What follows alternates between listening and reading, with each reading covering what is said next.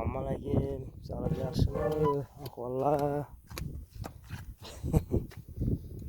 Bize Volgogradda yuribmiz yana. Xıtır etib. Buna ustalar ishlab turibdi yana. Tır. Bular ne ishlab turibdi ekan bu Volgogradda? Volgogradda ne ishlab turibdi bular? Shuning uchun bir bunda Marks ilatından bir usta var beni yana. Şuna bir sözlerini beremiz. Yine bizden yine Volgograd'daki baş ustamız yine bu. Assalomualaikum podpischilar.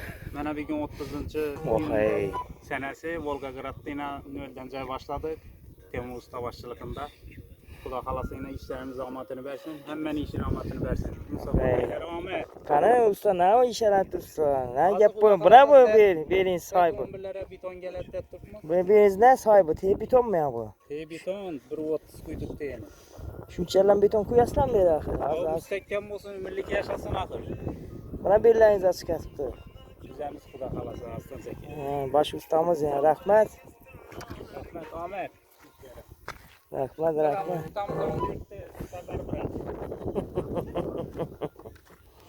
Yaxshi. Sağlıklarınızı beriye, işlerinizi rivoj beriye. Acayip. Mahkam koyinglar, o'tib ketmasin bu. Obunachilar, like basib, podpiskalarni bosib turinglar. Bek, Xursand, Rahmonov. Jo'ralar bormisizlar Sherzo? Yurtimdan elotinam salom aliklar. Hammasi ajoyib.